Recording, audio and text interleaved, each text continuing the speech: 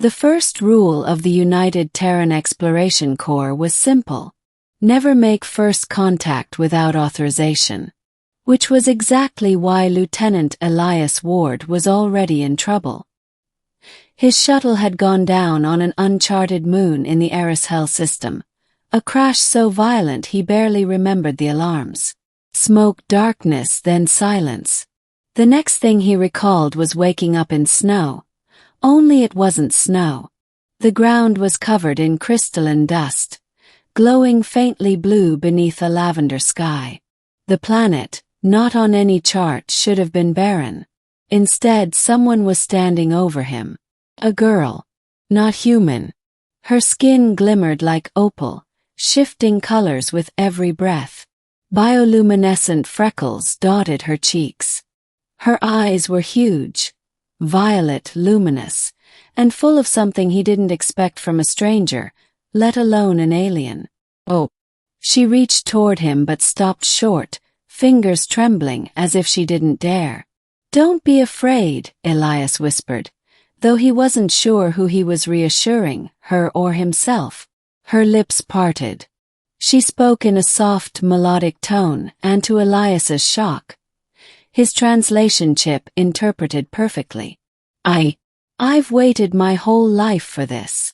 Elias forced himself upright, ignoring the sting in his ribs. "My name is Elias. I'm not here to hurt you." She inhaled sharply, as though he'd said something precious. "My people call me Sarai," she said. "But no one has ever touched me. Not even family. Not even friends." She looked down, almost ashamed. "We are born untouchable until we meet someone worthy." Elias blinked. "A cultural rule." "No," Sarai whispered. "A biological one.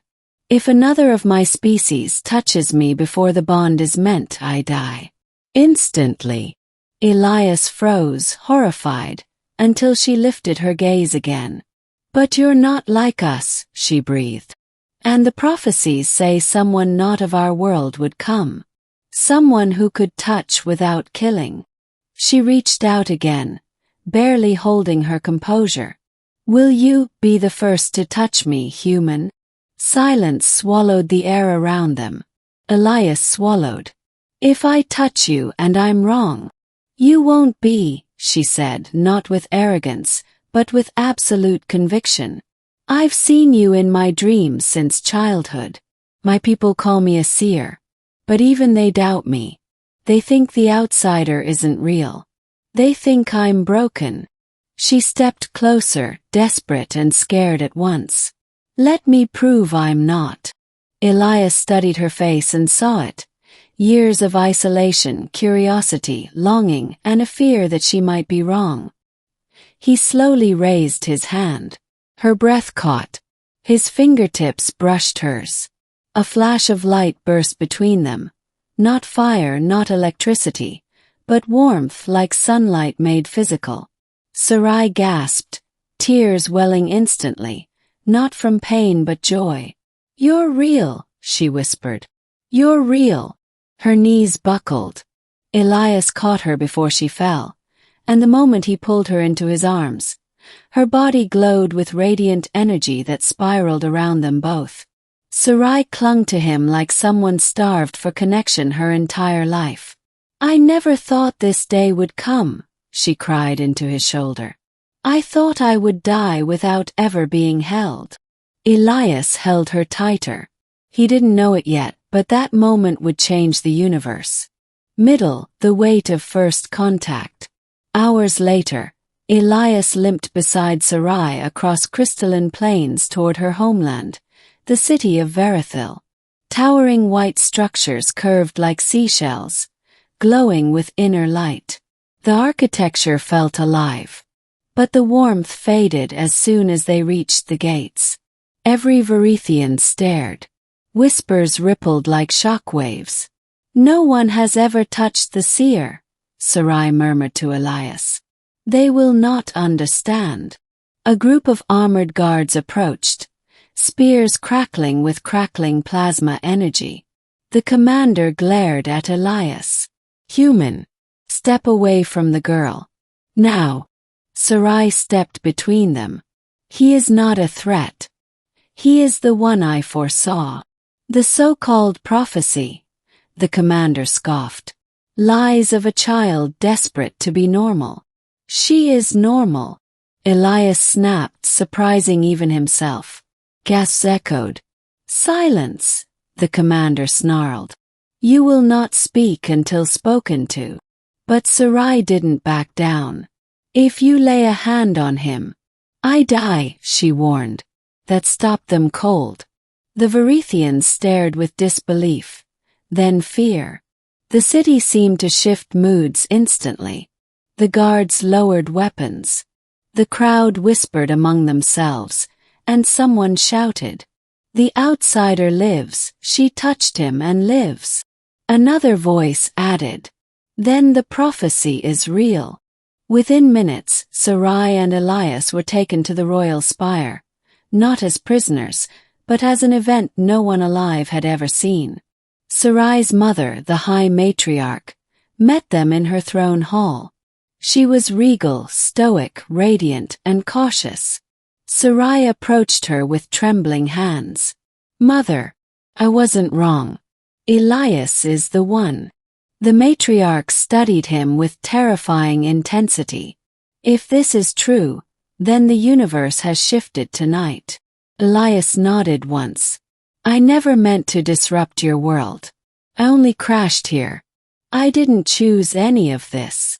You did not choose, the matriarch agreed. But destiny did. She lifted a ceremonial staff.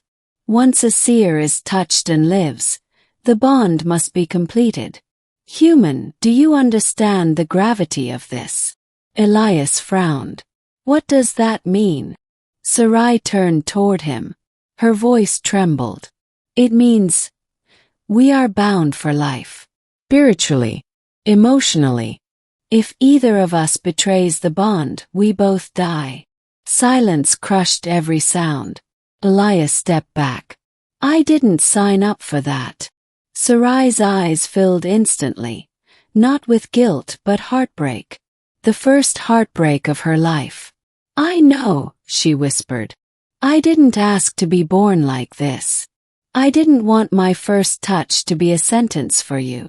He turned away. I will release you from the bond, she told her mother. Even if it kills me. Elias shouted. Stop. He stepped toward her. Sarai, you didn't do anything wrong. You didn't force me to touch you. I chose to because you needed it. I don't regret that. Her breath hitched. I need time to understand what it means. The matriarch nodded. Then you will have time. Final act. The attack time was the one thing they didn't get. That night, explosions ripped through the royal spire. An extremist faction, those who feared the prophecy, attacked, determined to kill Sarai before the bond reshaped Varethian culture forever. Guards fell. Alarms blared. Sarai stood cornered, unarmed and terrified. Elias didn't hesitate. He seized a fallen guard's weapon and threw himself in front of her, shielding her with his own body. A blast struck him in the side, dropping him to one knee. Sarai screamed, trying to reach for him. Elias forced himself up, blood running down his uniform. You're not dying because of me, he growled. He fired until the last attacker fell. The room fell quiet except for Sarai's sobs as she knelt beside him, pressing her glowing forehead to his. You're hurt because of the bond, she whispered. I don't want you bound to danger. Elias held her hand weakly. No, I'm hurt because I couldn't stand to see you die. Her eyes widened. Elias looked into her glowing, tear-filled eyes, and finally understood. Destiny didn't choose him. He chose her. He whispered, voice cracking. I don't know what tomorrow looks like. I don't know what being bonded to you means. But I know this. I won't leave you to face it alone. Tears streamed down her cheeks. "Does that mean you'll stay?" Elias nodded. "I'll stay." Light burst around them, soft, warm, and full of life, as the bond fully sealed. Not a chain. Not a prison. Ois. Ending. A new beginning days later, as Elias recovered under Sarai's watchful care, the matriarch visited them. "You could have broken the bond," she said. "But you didn't." Elias took Sarai's hand, not because prophecy demanded it, but because he wanted to. "No one should go through life without being held," he said quietly. The matriarch smiled. "Then you, human, have not altered Varithian destiny. You have elevated it." Sarai leaned her head on his shoulder, her first gesture of comfort given and received. Elias looked out across the alien city he once feared. No longer felt like a crash site. Felt like home. Not because he was stuck here, but because he was chosen and because he chose back.